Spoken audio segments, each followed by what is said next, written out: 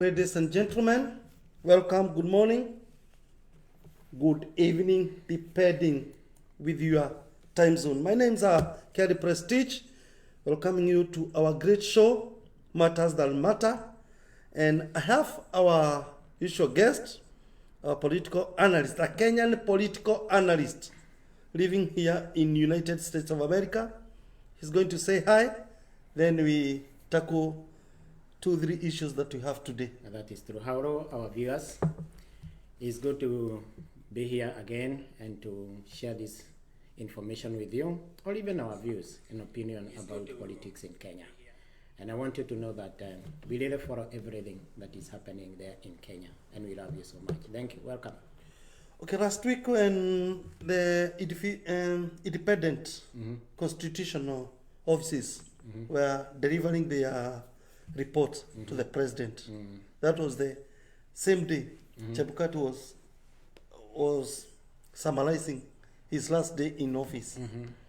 And the president mentioned something that provoked, that triggered some reactions from the Azimio team. He said that Chebukati, some people had planned to kill Chebukati. Yeah. And was that statement supposed to be released in that meeting? Okay, what happened is that there were several independent commissions or bodies that had met on that particular day, but it turned out that the main issue was about Chebukati. And the other person was, what do you call this SEK Bishop? Abukara. Abukara. He was also handing over. That was his also last day in office. And Chebukati and the 3 other commissioners, they were handing over their report about the elections and everything else to the president. And Chebukati became the main subject of that particular day. Why? Why? Because of the way he handled the election. Okay.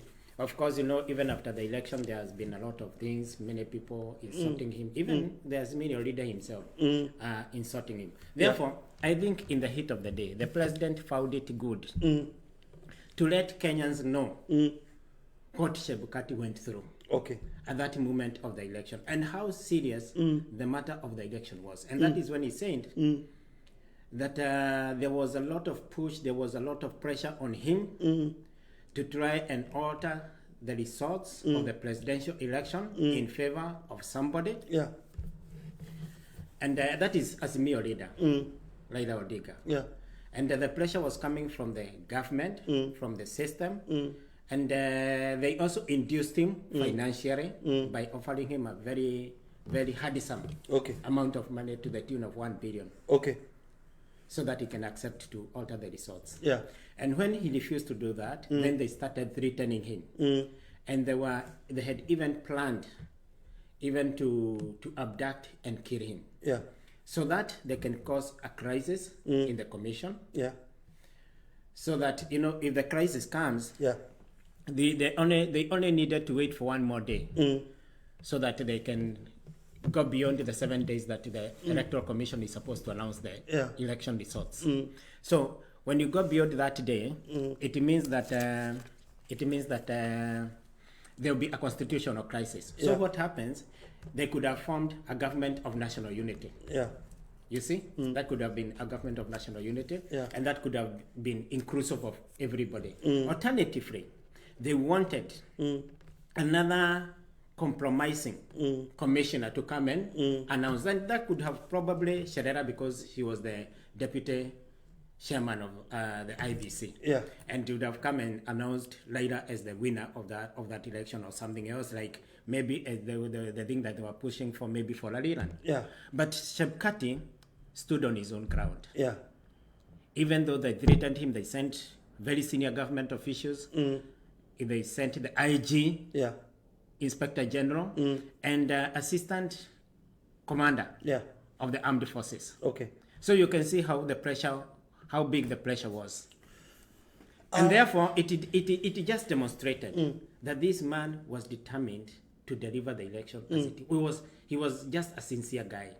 Okay, let me ask. Are elections in Kenya, has elections in Kenya reached to a point that it's like a matter of life and death?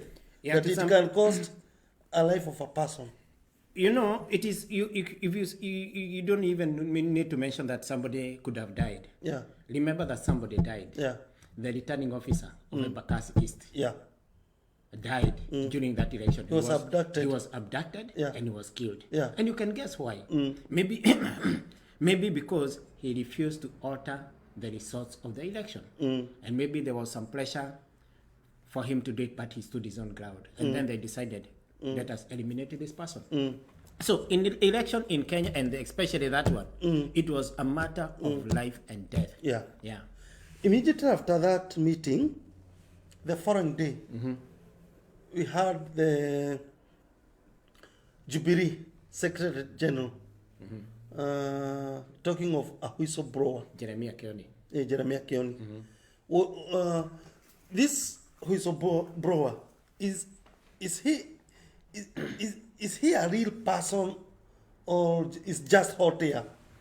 Let me say this, and I can say this confidently. Sorry for that. Yeah. You know, this they claimed, Kioni said, that the original reason why they had called the press conference was to come and counter or answer the president on the statement that he had issued about the abducting and killing of Chebukati. Yeah. But he said that even before he did that, he received that document from the whistleblower, whom he claimed was from the IBC. And he was working with some other independent bodies, something like it has come out to, it is a company, an American company that was contracted by Raila in the last election to help them maybe in some election things. So definitely, if it was a company contracted by Raila, then it means that it is still Raila. That the information came from him. Okay. So that even if it is an independent body or a foreign body, you cannot say that it can be credible. Because this is some people that have some businesses between them. So it's not an authentic document. It is not authentic, and I can tell you for real, that document is a lie, is a shit, is a fallacy. Yeah. It's simply hot air. And I'm going to tell you something. Yeah. One big reason, and I'm going to say this. If you look at the elections, and you look at how the seats are distributed across the political divide. You go to parliament, you go to senate, you go to governors, and all those kind of things. There is no way one candidate could have won over the other with a margin of over 2 million votes. Yeah. That's a lie. That's a big lie. And I've been saying this. Even if you want to lie intelligently. Use intelligence. Use reason. Use something that can convince people. Yeah. Because if you put such a big margin, definitely, even if you never went to school, you know that definitely this is a lie. You don't need to have gone to school to know that this is a lie. And I think that these people, they have taken Kenyans so cheaply. And they don't think that like Kenyans think. It's like they don't have a mind of their own. But I can tell you, we went to school. We have schooled, and we are intelligent enough to know that this is a lie. This is a document that they produced just to divert attention from what the president had said, so that people can start discussing about the issue of abducting and killing Chebukati. They started discussing about the issue of the election that was stolen, and how Chebukati helped to steal that election. And the details of this whistleblower came when Raila was away from the country. Yeah, in South Africa. Yeah. In South Africa, where he had attended some meeting and there. they started planning for a Kamukoji meeting, which happened today. Yeah, and I can tell you one thing. Let me tell you something to summarize the whole thing. Yeah. Why they came up with this whistleblower thing. One, primarily, it was to counter the statement by the president. To divert attention. Just to divert attention from that discussion about the killing of Chebukati. Two, they wanted a reason as to why they would be campaigning. As to why they should go around the country campaigning and holding rallies and all those kind of things, and maybe demonstration. And this one has given them a good reason. Although you can be sure that majority of Kenyans are not with them. Again, these people, they know that Ruto is a worker. And he has already proved himself. This far that you have gone, the way he's managing the country is his affairs. They know that he's certainly going to deliver. And therefore, they wanted to come up with something that can distract him from delivering and from doing his work. So that by the time, they just want to keep Ruto busy. Busy with the politics and doing those other kind of things. So that by the end of 5 years, he will not have done anything. And they'll have enough reason to tell the people, we told you that this man will not deliver. Just see what he has done. Just let him tell us what he has done. So the other main reason is to distract Ruto from delivering.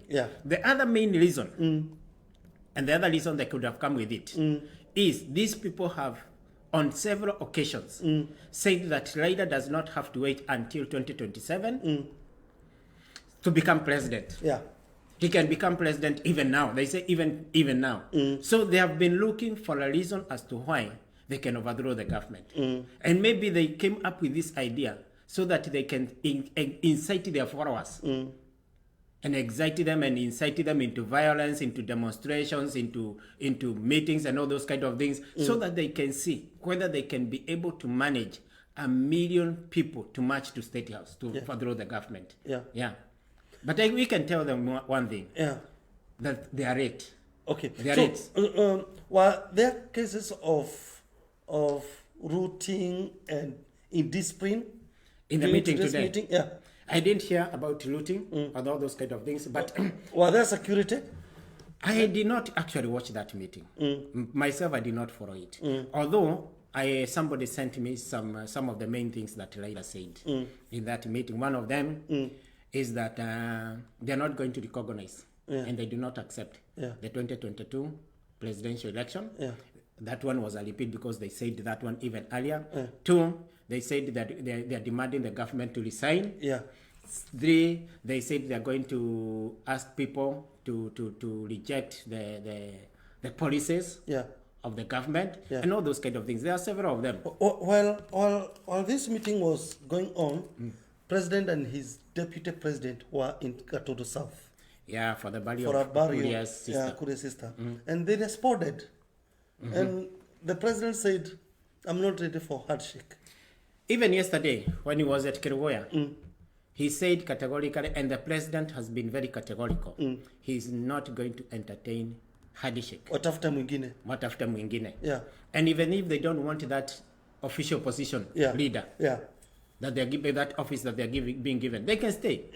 Even now they're demonstrating and holding missions, the meetings, whatever they want. They can go ahead and do it. The only thing, and we're going to tell them from here, let them not touch anybody's business. And we are going also to tell the president, he can leave these people to us. We can deal with them. Even from here, we can deal with them. And please, the president should not accept. He should not accept handshake under all circumstances. And of course, the president is not a fool. He cannot accept. The deputy president told Raila, aida Kiedanga. Alifika karibu Nakuru akarudi. Now, also today we saw president meeting Jubilee legislatures, especially MPs, Jubilee MPs from Mount Kenya, but the Secretary General was in Kabukoji. How do you relate to that? What is happening here? Let me say this. Elections are over. And whether they like it or not, Ruto is the president of Kenya for the next 5 years. And not only for the next 5 years, even for the next 10 years. Because there is no way these people will be able to defeat Ruto in 2027 if they did not defeat him when they had the system and they had the deep state. So the people from Mount Kenya region have realized that for them to survive politically, they have to align themselves with the will of the people. And I can tell Kiarie, because Kiarie is a schooled guy, but it appears like he's missing something. Na gwenda kwira Kiarie na Gikuyu tondu ni muthuri. Kwiragwo kirimo kiongaga nyina ari mukuo. Na mundu ugukua ndaiguaga ciegamba. mundu gwika ate ugukwenda iguaga ciegamba Kioni ne kwendo ero atigane na maundu ma siasa na atige kuhuthirwo uru tondu wa mbere arathi kurehe document tayo arahuthirwo kurehe document tayo he's being used to bring that kind of a document in the first place in his own polling station he did not win and even his own candidate Raila Odinga did not win and yet he had agents in that polling station. Yeah. His own polling station, when he casted his vote, he did not win. Yeah. How can he convince Kenyans that the votes were stolen in Mount Kenya region? Yeah.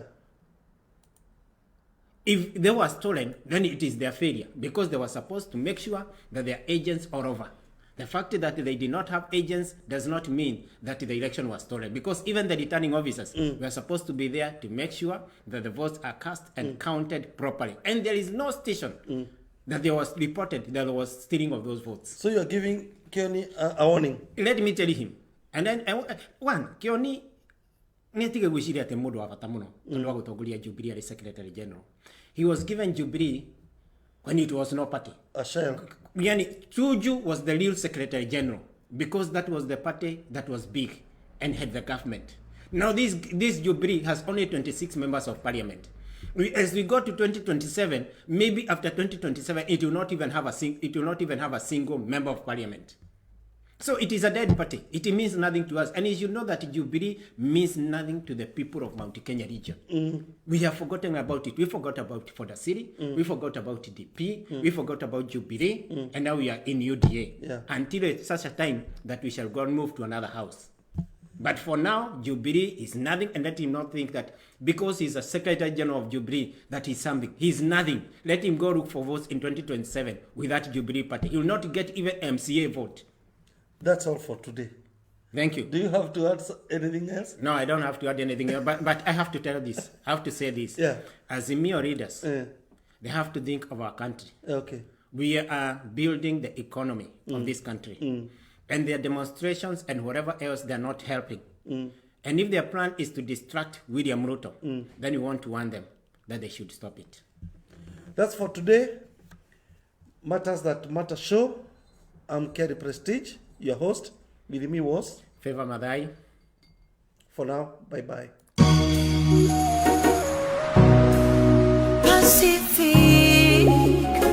Pacific Way TV. Menyugena neda. Shiaraya. Pacific. Mshewa ikeno. Pacific Waves Radio. Ayage makaro merera. Pacific Waves TV. Woko ne Pacific Waves TV.